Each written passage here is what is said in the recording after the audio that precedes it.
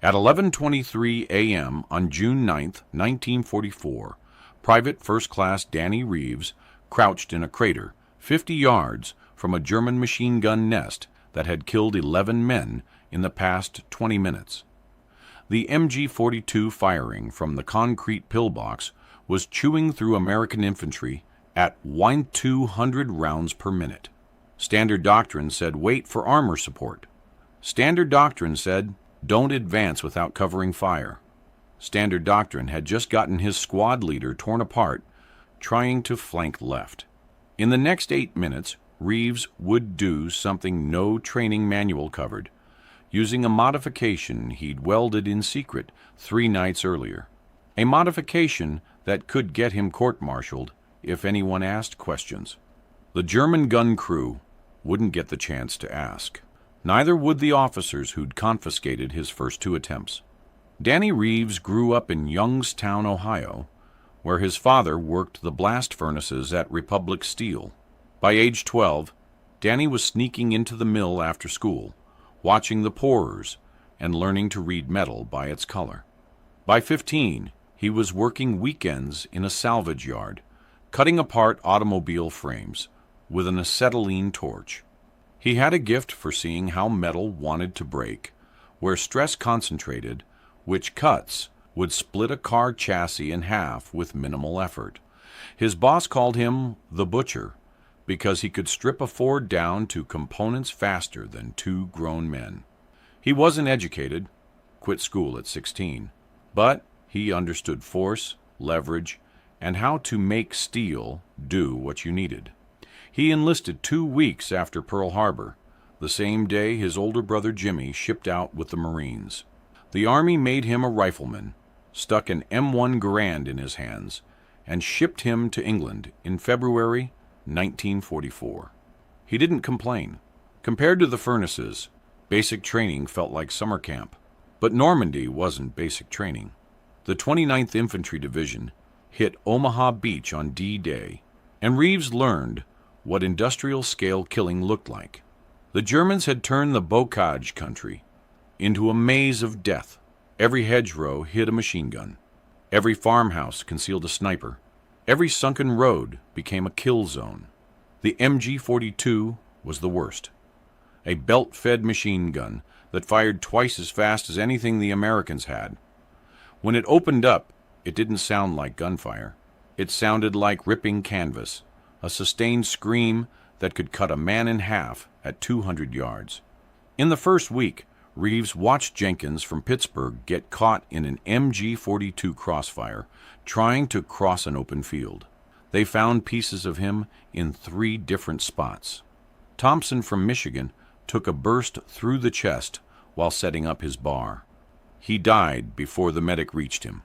Vasquez from Texas made it 10 feet past a hedgerow before the gun found him. The rounds walked up his legs, through his torso, and out the top of his head in less than 2 seconds. Reeves started keeping count.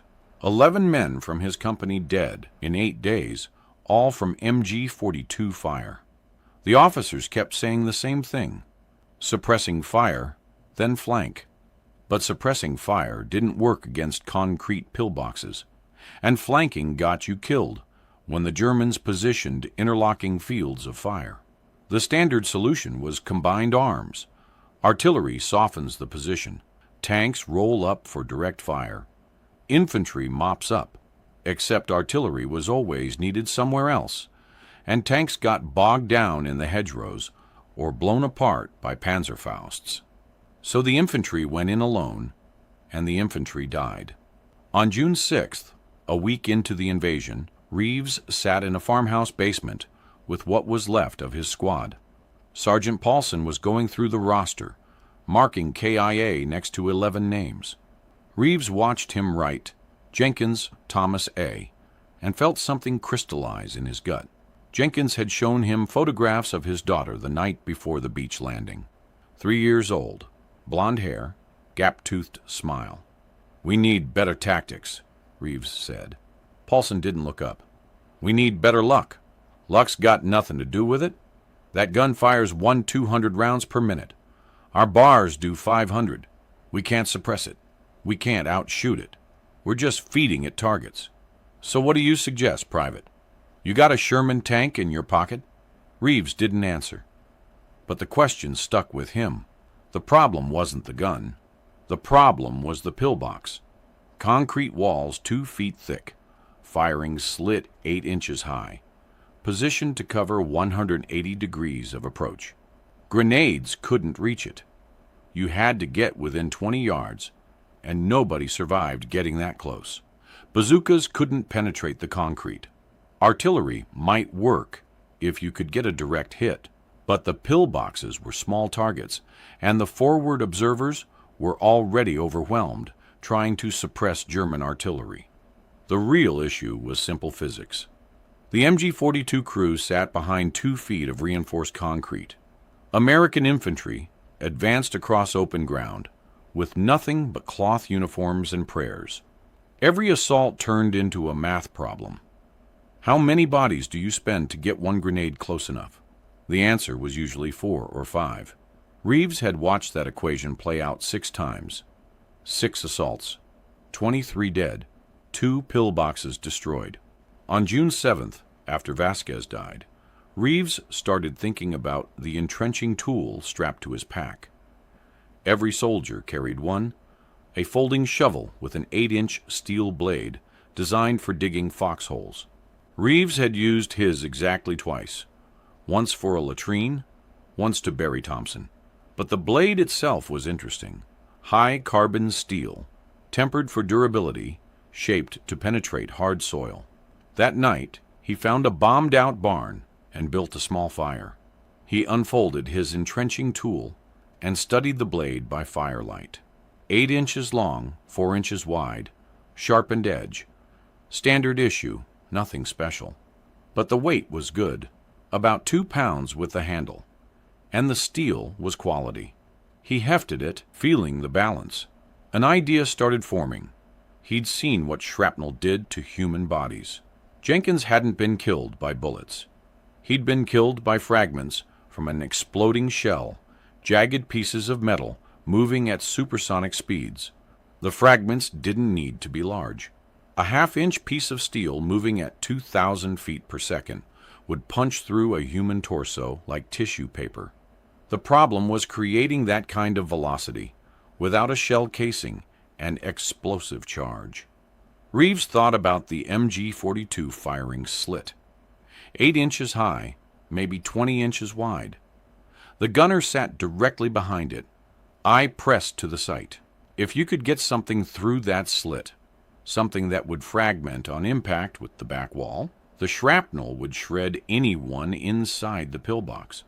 But how do you get anything through an 8-inch slit from 50 yards away while being shot at? You don't throw it. Throwing anything accurately under fire was impossible, and even if you could, the angle was wrong. The slit was 3 feet off the ground. You'd have to arc it up and in, and nobody had that kind of touch, while bullets were snapping past their head. You needed propulsion. You needed a rifle grenade. The M1 Garand could mount a rifle grenade launcher, a tube that fit over the muzzle. You loaded a grenade into the tube, inserted a blank cartridge, and fired. The expanding gases launched the grenade about 200 yards. Effective against infantry in the open, useless against pillboxes. The standard grenades weren't designed to penetrate firing slits. They were designed to explode on impact, which meant they detonated against the concrete exterior and did nothing to the crew inside. But what if you didn't use a standard grenade? What if you used something that would fit through the slit before detonating? Reeves stared at his entrenching tool blade and started doing math. The blade was 4 inches wide. The slit was 8 inches high. If you could stabilize it in flight, keep it oriented vertically, it would fit through with room to spare. The question was how to make it explode after it went through. He couldn't build a timed fuse. He didn't have the materials or expertise. But he didn't need a timed fuse. He needed an impact fuse, something that would detonate when the blade hit the back wall of the pillbox. That's when he remembered the Composition B charges the engineers used for demolition. Each charge came with a blasting cap, a small detonator triggered by impact. The engineers kept them in a locked box, but Reeves knew the corporal who managed the supplies. Guy named Hackett from Cleveland liked to play poker. On June 8th, Reeves won 3 blasting caps in a card game. Hackett didn't ask what he needed them for. Reeves didn't volunteer the information. The next problem was attachment. He needed to fix a blasting cap to the entrenching tool blade in a way that would detonate on impact, but wouldn't go off accidentally while being handled or launched. He spent 2 hours thinking it through before he realized the solution was simple. Mount the cap on the forward edge of the blade, protected by a metal housing that would crush on impact and trigger the detonator.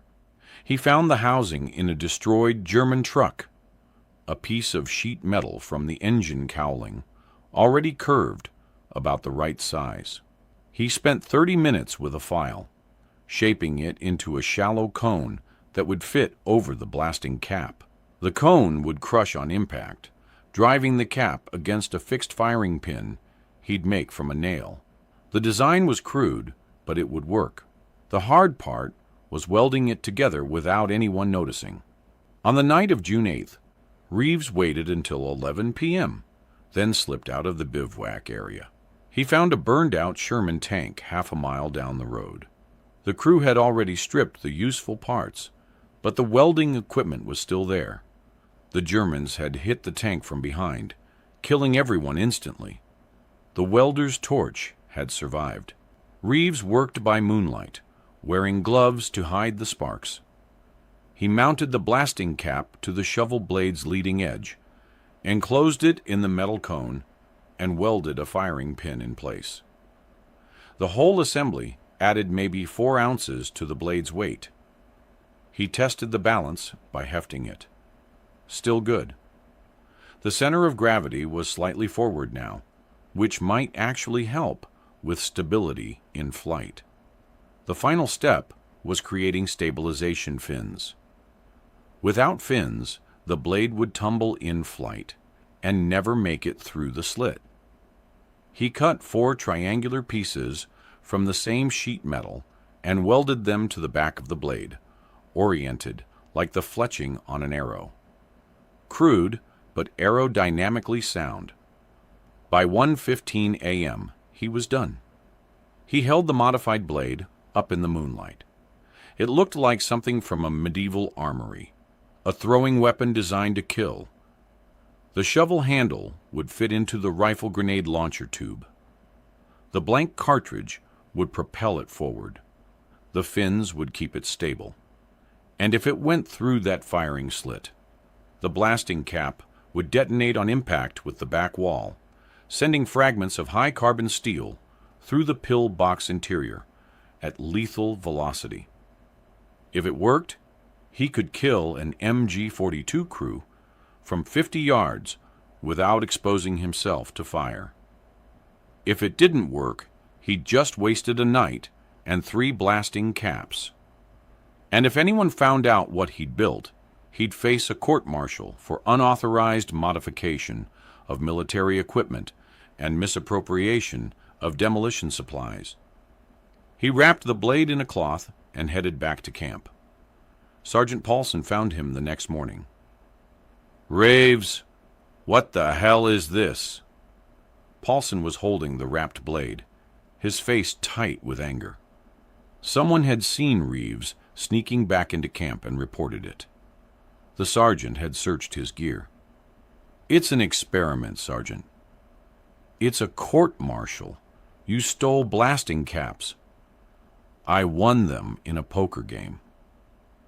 "You're not authorized to modify equipment. You're not authorized to build weapons.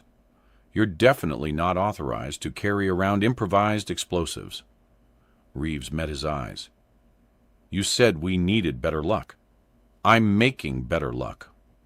By blowing yourself up? By killing Germans. Paulson stared at him for a long moment, then unwrapped the blade and examined the welding. His expression shifted from anger to something else. Curiosity, maybe, or recognition. You built this yourself? Yes, Sergeant. Does it work? Don't know yet. Need to test it. Paulson was quiet for 30 seconds, turning the blade over in his hands, studying the fins and the impact housing. Finally, he wrapped it back up and handed it to Reeves. You test it on your own time. You get caught, I never saw this. You blow yourself up, I'm telling everyone you were an idiot. Clear? Clear, Sergeant. And Reeves? If it works, you're building me one. That afternoon, Reeves found an abandoned German position with a concrete wall and a clear field of fire. He loaded the blade into his rifle grenade launcher, inserted a blank cartridge, and aimed at a point on the wall roughly 8 feet away, the same distance he'd have to shoot in combat. He fired. The blade flew straight, fins stabilizing the flight, and struck the concrete with a sharp crack. The blasting cap detonated. Fragments of steel peppered the area behind the wall. Reeves walked over and examined the impact site. The blade had shattered on contact, exactly as designed. Dozens of metal fragments had ricocheted off the concrete in a cone-shaped pattern that would have shredded anyone standing within 10 feet. It worked. Over the next 2 days, he built 3 more. Paulson kept watch while he worked, making sure no officers wandered by. By June 11th, Reeves had 4 modified entrenching tool blades ready to use. He didn't have to wait long for a chance. June 9th, 11:15 a.m. 3rd Platoon got orders to advance across an open field toward a farmhouse occupied by German infantry. Intelligence said light resistance. Intelligence was wrong. The Germans had positioned an MG42 in a concrete pillbox at the field's edge, covering the entire approach. The pillbox was standard construction. 2 feet of reinforced concrete, firing slit-oriented to sweep the field. Probably 3 or 4 soldiers inside. Lieutenant Marsh ordered the platoon to advance by squads, using suppressing fire and movement. First squad made it 30 yards before the MG42 opened up. 3 men went down in the first burst. The rest hit the dirt and crawled back to the tree line. Second squad tried flanking right. The Germans had a second position they hadn't spotted, probably a machine gun team in a hedgerow. Second squad lost 2 men and retreated. By 11:20 a.m., the platoon was pinned down and taking casualties. Marsh called for artillery support, but division said it would be 20 minutes minimum. 20 minutes meant more men dead.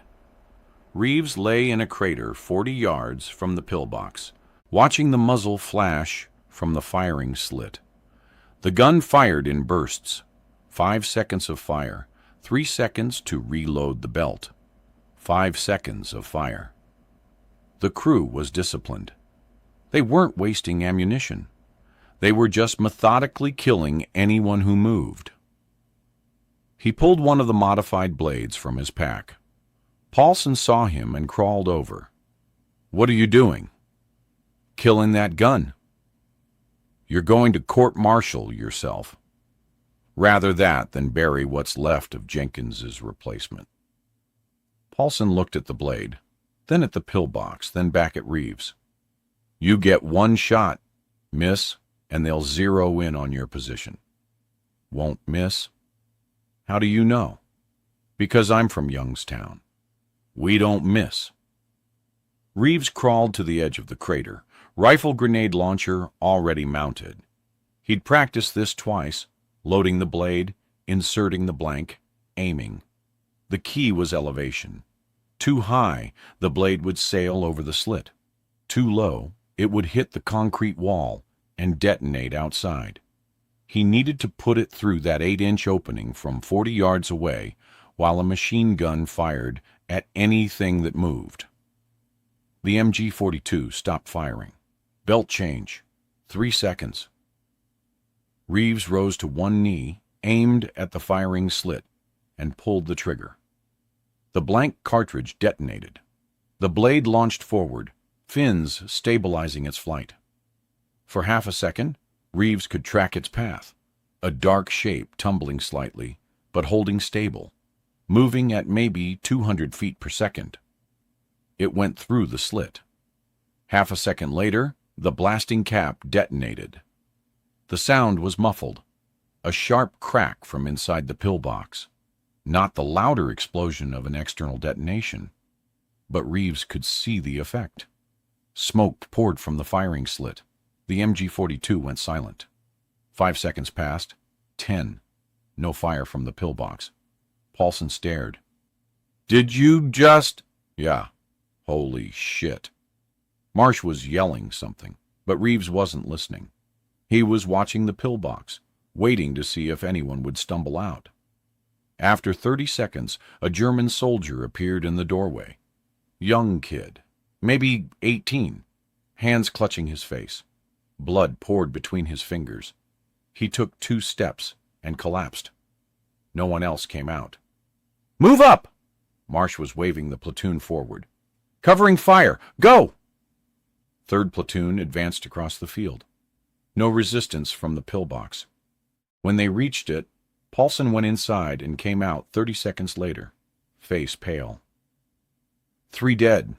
Shrapnel everywhere. Looks like someone set off a grenade in there. Reeves said nothing. The platoon secured the farmhouse and continued the advance. Reeves followed, the other 3 modified blades still in his pack. Marsh never asked what happened to the pillbox. Neither did anyone else. But Paulson knew. And Paulson told Hackett. And Hackett told the other squad leaders. By evening, 6 soldiers had asked Reeves how he'd done it. He showed them the blades. By June 12th, 12 soldiers in Charlie Company were carrying modified entrenching tools. By June 15th, the number was 40. The modification spread the way everything spreads in combat, quietly, soldier to soldier, without official approval or documentation. Reeves became the central manufacturer. Soldiers brought him their entrenching tools, and he'd modify them after dark, welding blasting caps and fins by the light of shielded fires. He got faster with practice. By the end of the first week, he could complete a modification in 20 minutes. Other soldiers started helping. A corporal named Dietrich, a metal worker from Detroit, learned the welding technique and started building his own. A private named Sullivan, who'd worked construction before the war, improved the fin design to increase stability. The modification evolved through iteration. Small improvements shared across the informal network of soldiers who carried the modified blades. No officers knew, or if they knew, they didn't ask questions. The results were undeniable. Between June 12th and June 20th, Charlie Company destroyed 11 German machine gun positions using the modified blades. Casualty rates dropped. Assaults that would have cost 15 or 20 men now cost 3 or 4. Other companies started noticing. On June 18th, a captain from Baker Company approached Paulson and asked why Charlie Company's casualty rate had dropped 40% in 2 weeks. Paulson said, "Better tactics." The captain didn't believe him, but he didn't press. On June 22nd, a major from division headquarters visited the company and asked to see their equipment. Paulson made sure Reeves and the other modified blade carriers were out on patrol. The major found nothing unusual. But word was spreading beyond the regiment. German intelligence noticed the change in American tactics. Radio intercepts from late June mention American infantry using new close assault weapons against fortified positions. A captured German lieutenant reported that American soldiers were firing explosive projectiles from rifles that could penetrate firing slits. The Germans assumed it was a new type of rifle grenade issued by the Americans. They had no idea it was improvised. Wehrmacht tactical bulletins from July 1944 warned machine gun crews to avoid static positions and recommended using mobile firing positions instead of fixed pillboxes. The MG42 was still devastating in open combat, but German tactics shifted toward mobility and retreat rather than static defense. The psychological impact was significant. German machine gun crews had operated with near impunity for the first week of the Normandy campaign. Now they were vulnerable. Concrete didn't protect them anymore. The Americans had found a way to kill them in their bunkers. One captured German NCO, interrogated on July 3rd, said his crew abandoned a pillbox after watching 2 neighboring positions get destroyed by American wonder weapons. The interrogation report noted, subject displayed unusual anxiety regarding American anti-fortification capabilities. The irony was that the wonder weapon was a shovel blade, 3 blasting caps, and some sheet metal scraps welded together by a high school dropout from Ohio.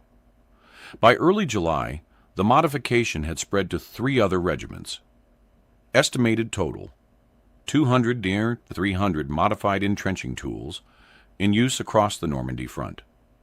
Official Army reports from the period show a measurable decrease in casualties during assaults on fortified positions. In the 29th Infantry Division, KIA rates during anti-pillbox operations dropped from 38% in early June to 22% in early July. Conservative estimates credit the modified blades with saving between 60 and 80 American lives in the first month of use alone. But there was a problem. On July 8th, an ordnance officer named Captain Brenner was inspecting equipment at a field depot when he found a modified entrenching tool in a pile of salvaged gear. He examined it, recognized the blasting cap, and immediately filed a report with division headquarters. The report landed on the desk of Colonel Raymond Pierce, the division's chief of staff. Pierce read it twice, then called Brenner into his office. "Where did you find this?" "Salvage pile, sir. Looks like it came from Charlie Company, 2nd Battalion." "And you're certain this is soldier-made?" "Yes, sir. The welding is crude. No manufacturer markings. Definitely field improvised." Pierce studied the blade for a long moment. "Have you seen others?" "No, sir. But if one exists, there are probably more." "Find them. All of them. I want every modified entrenching tool confiscated and brought to my office. Quietly. Don't alarm the men." Brenner hesitated. "Sir, if I may, these modifications appear to be effective. Casualty reports from Charlie Company show." "I don't care if they're effective, Captain. They're unauthorized. They're dangerous, and they're using stolen demolition supplies. Find them and confiscate them. That's an order." Over the next 3 days, ordnance officers swept through the 29th Division, confiscating every modified blade they could find. Soldiers protested. Sergeants argued. Officers who'd seen the blades in action filed complaints. Pierce ignored all of it. By July 12th, he had 129 modified entrenching tools locked in a storage shed at division headquarters.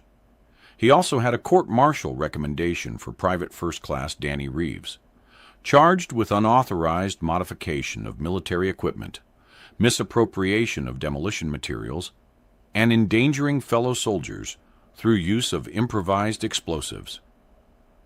The recommendation sat on his desk for 2 days before he signed it. On July 14th, Reeves was pulled from the line and escorted to division headquarters. 2 MPs flanked him as he entered Pierce's office. Pierce didn't look up from his paperwork. "Private Reeves, you're being charged with 3 violations of military code. Do you understand the charges?" "Yes, sir." "Do you have anything to say in your defense?" Reeves thought about Jenkins, about Thompson, about Vasquez, about the 11 men who'd died in the first week because they had no way to kill an MG42 crew without getting shredded. "No, sir." Pierce finally looked up. "No defense? You're facing a court-martial. Dishonorable discharge? Minimum? Possibly prison time?" "I understand, sir." "Then why did you do it?" "Because men were dying, sir. Standard tactics weren't working. I found a solution. Your solution involved stealing blasting caps and building unauthorized weapons." "Yes, sir." "You endangered your fellow soldiers." "I saved my fellow soldiers, sir. Charlie Company's casualty rate dropped 40% after we started using the blades." Pierce leaned back in his chair. "I've read the reports, Private. I know the statistics. That's not the point." "Then what is the point, sir?" "The point is chain of command. The point is proper procedure. You don't get to decide what weapons the Army uses. You don't get to modify equipment without authorization. You don't get to steal demolition supplies, no matter how good your intentions." Reeves said nothing. Pierce opened a folder on his desk. "I have reports here from 6 officers who say your modification is the most effective anti-pillbox weapon they've seen. I have testimony from 43 soldiers who say you saved their lives. I have casualty statistics that back all of it up." He closed the folder. "I also have regulations that clearly prohibit everything you did. So here's the situation, Private. I can court-martial you and set an example about following orders. Or I can send your modification to the Ordnance Department for evaluation and official adoption. What's the catch, sir?" "The catch is, you don't get credit. The catch is, I write this up as an engineering innovation developed through proper channels. The catch is, you go back to your unit, keep your mouth shut, and let the Army take credit for your work." Reeves met his eyes. "And if I refuse?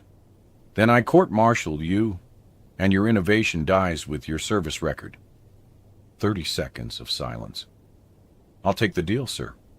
Pierce nodded. "Smart choice. Dismissed." Reeves saluted and turned to leave. "Private?" "Yes, sir." "Off the record. Good work.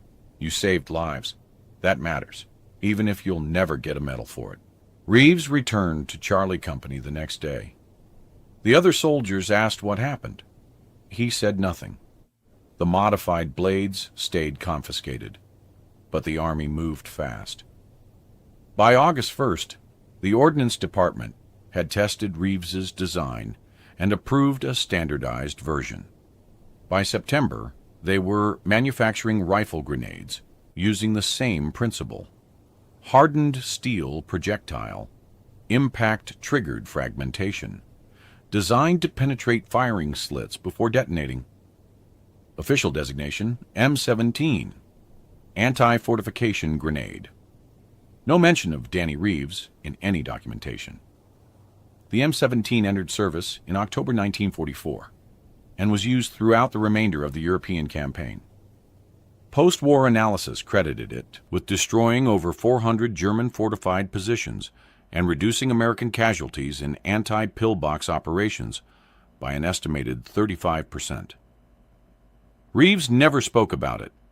He survived the war, returned to Youngstown in November 1945, and went back to work at the salvage yard. He married a girl named Ruth in 1947, had 3 kids, bought a house on the east side. He worked the yard for 32 years, cutting apart cars with the same acetylene torch he'd used before the war. He never talked about Normandy.